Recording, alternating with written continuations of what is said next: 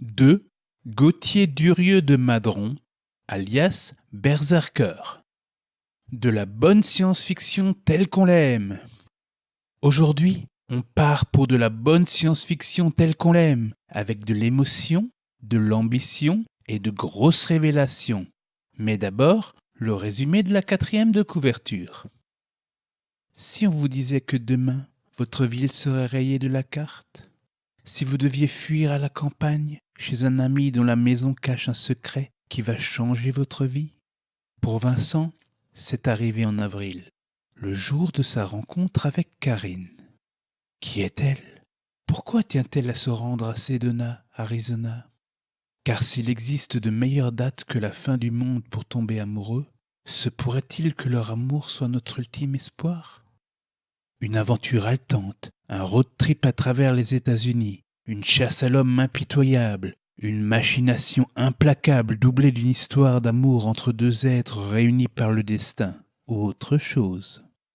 Un résumé comme celui-là a toujours le mérite de me faire rêver. Alors chargez vos fusils, démarrez les motos et aiguisez vos haches. Aujourd'hui, on va découvrir ce qui s'est passé en avril dernier. Pour ce qui est de mon avis général, je dirais que j'ai bien apprécié le roman, même si certains éléments m'ont clairement gêné.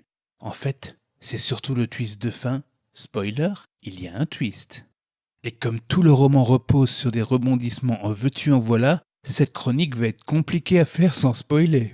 Mais bon, tailler un peu dans la finesse bouleversera un peu les habitudes de votre berserker favori. Style du roman. Le style d'écriture est pour moi un gros point fort, mais il peut également en rebuter certains. Déjà, le récit est narré au présent. Moi qui suis un habitué de la narration au passé simple, ça fait déjà bizarre, mais c'est très bien fait, donc on s'y habitue. Et ça colle parfaitement au dessin du livre, je trouve. Le livre se lit très facilement. Je me suis surpris à enchaîner les pages et à voir défiler le roman sous mes yeux en quelques jours seulement. Il y a notamment un point qui m'a intrigué, mais en rien gêné, ce sont les descriptions. Je ne suis pas un amateur des descriptions à rallonge qui font 5 pages pour expliquer en quoi les pierres d'une maison sont blanches. Coucou Balzac. Et ici, au début du récit néanmoins, les descriptions sont très courtes, voire quasiment inexistantes, ce qui est justifié dans l'histoire en plus. Et, plus on progresse, plus elle s'étoffe, si bien qu'on s'y habitue et qu'on ne s'en rend pas forcément compte. Au niveau de la structure des péripéties, cependant, il y a un léger défaut qui m'a un peu sauté aux yeux. On repère la structure des arcs narratifs présents. On sait quand commence un élément et quand il va se terminer. Et dès qu'il se termine, on voit venir le suivant. C'est peut-être, même probablement, mes sens de lecteur qui s'aiguisent et qui me font repérer les tropes un peu plus facilement. Ou bien cela peut dire que les transitions n'étaient pas assez fluides. Le rythme est par contre aussi soutenu qu'un tir de barrage. Nos protagonistes n'ont pas une seule seconde de répit dans cet univers apocalyptique. Oui, je peux le dire, c'est dans les premières pages du livre qu'on voit New York exploser, mais j'y reviendrai.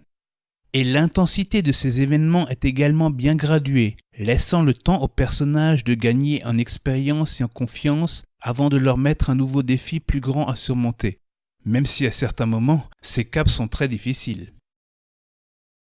Les 2 protagonistes sont également intéressants. Vincent est un jeune médecin absolument pas adapté à la vie en situation cataclysmique. En même temps, peu de gens peuvent le prétendre.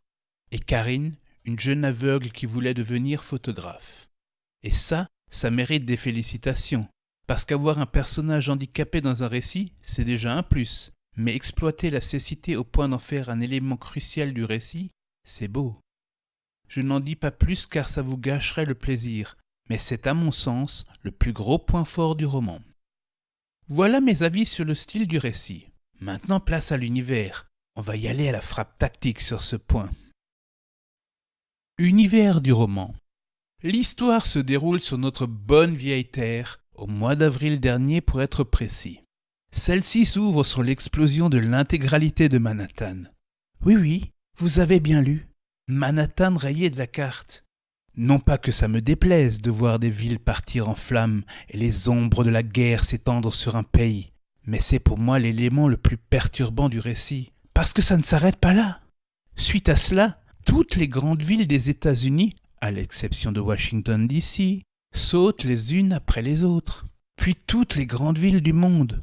Complot mondial, bombardement terroriste, cataclysme naturel.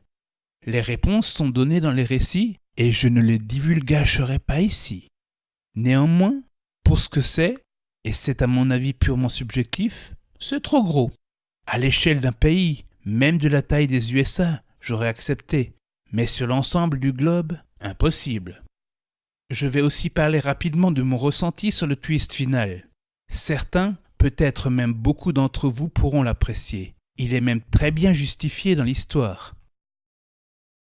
Mais moi, c'est le genre qui me fait hérisser le poil, voire plutôt hérisser les lames même.